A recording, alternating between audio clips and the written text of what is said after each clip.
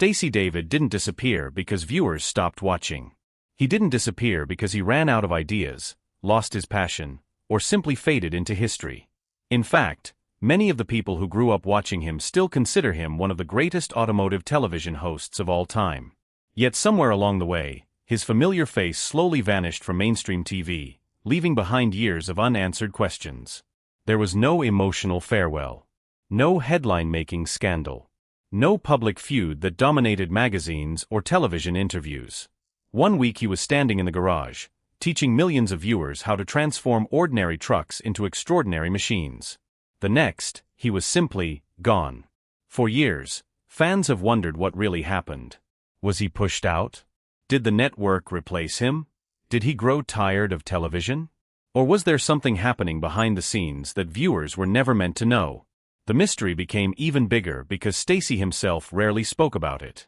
Unlike many television personalities who leave a successful show only to spend years criticizing former employers or revealing behind-the-scenes drama, Stacey chose silence. That decision only fueled speculation. The less he said, the more people wondered. But the real story isn't built around scandal. It's built around something much rarer in the entertainment industry: principles. Once you understand the road Stacey David chose, you'll realize he may have walked away from fame to protect something that meant even more to him. And that's exactly what makes his story so different from almost every other television personality who has quietly disappeared from the spotlight. Long before cameras followed him around a garage, Stacey David was already living the life viewers would later come to admire. Growing up in Boise, Idaho, he wasn't the kind of kid who simply admired fast cars from a distance. He wanted to understand them. Every engine, every transmission, every strange noise coming from an old vehicle fascinated him. Instead of asking someone else to fix a problem, he wanted to discover the answer himself. That curiosity became almost an obsession. While other teenagers spent weekends finding ways to stay entertained, Stacey spent countless hours working on go-karts, motorcycles, old engines, and anything mechanical that crossed his path. If something was broken, he didn't see junk. He saw an opportunity to learn. Every bolt he removed revealed another lesson. Every mistake made him a better builder. Little by little, he developed the skills that couldn't be learned overnight. He taught himself fabrication, welding, troubleshooting, and creative problem-solving long before anyone ever imagined he'd become a television personality. Those years mattered because they gave him something television could never manufacture: authenticity. He wasn't pretending to be an expert because a producer handed him a script. He had earned every bit of knowledge through years of dirty hands, late nights, failed projects, and hard-earned successes. That authenticity would eventually become the biggest reason viewers trusted him. But what many fans don't realize is that cars weren't Stacey's only passion. Hidden behind the mechanic's gloves was another side of his personality that surprised many people. Instead of immediately pursuing a career in the automotive industry, Stacey also chased music. He moved to Nashville, Tennessee, where he built a career as a professional guitarist. He performed recording sessions and toured with different artists, developing a completely different set of creative skills. At first glance, music and fabrication seem like two completely unrelated worlds. One is built around melodies, while the other revolves around engines and steel. For Stacey, however, they weren't different at all. He viewed every vehicle almost like a song waiting to be composed. Every project had rhythm. Every design had personality. Every modification had purpose. Instead of simply replacing parts, he created something with character. Whether he was building a truck, restoring a classic vehicle, or designing something completely unique, there was always a story hidden beneath the metal. That combination of artist, mechanic, fabricator, and storyteller made him unlike anyone else working in automotive television. Looking back now, it almost seems inevitable that someone would eventually discover him. Television wasn't searching for another actor pretending to know about vehicles. It was searching for someone who actually lived the lifestyle. That opportunity finally arrived in 1999, when Trucks debuted on TNN, later becoming part of Spike TV's growing automotive lineup.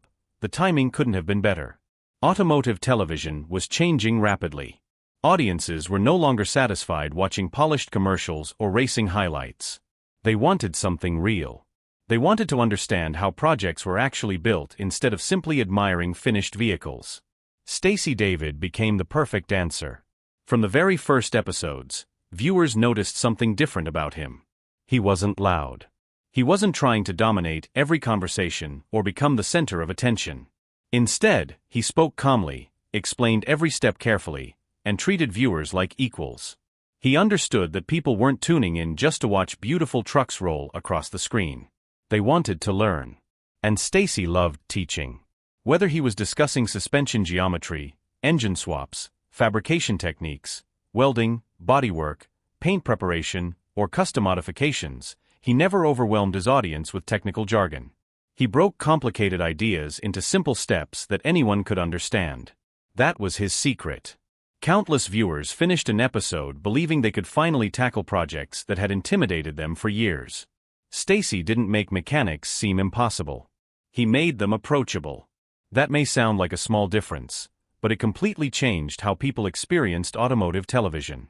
Instead of sitting back and admiring someone else's skills, viewers found themselves walking into their own garages after the show ended. Some finally changed their own oil. Others attempted their first welding project. Fathers invited their sons into the garage. Teenagers became interested in automotive careers. Hobbyists dusted off half-finished trucks that had been sitting untouched for years. Stacey wasn't just building vehicles. He was creating builders. That influence reached far beyond television ratings. While networks measured success through audience numbers, Stacey measured success differently. Every time someone gained enough confidence to pick up a wrench because of something they learned on trucks, he had accomplished exactly what he wanted. Projects like the legendary 1967 Chevy C10, known as Copperhead, became more than television builds. They became icons within the automotive community. Fans eagerly waited for every new modification, learning alongside Stacey as each stage of the transformation unfolded. Then there was Crazy Horse, the unforgettable 1966 Ford Bronco that inspired countless enthusiasts to dream about building their own custom off-road machines. These weren't just trucks featured for entertainment. They became characters with personalities, histories, and stories that viewers followed week after week. But the vehicles weren't actually the reason people kept coming back. They came back because they trusted the man building them.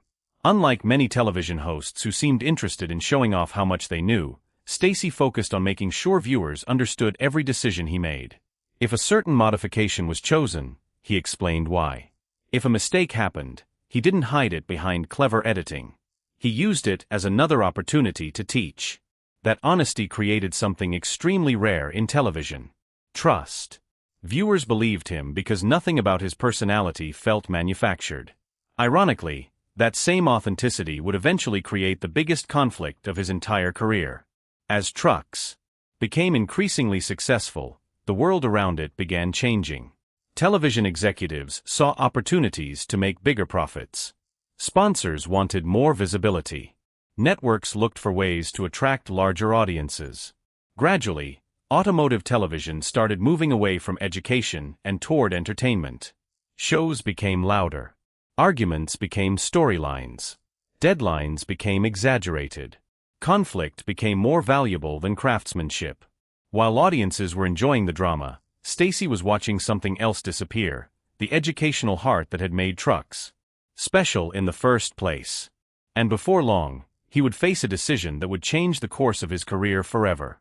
Most people believed the biggest risk would have been leaving one of the most successful automotive shows on television. The truth is, Stacey David believed the bigger risk was staying. And what happened next shocked nearly everyone who had followed his journey.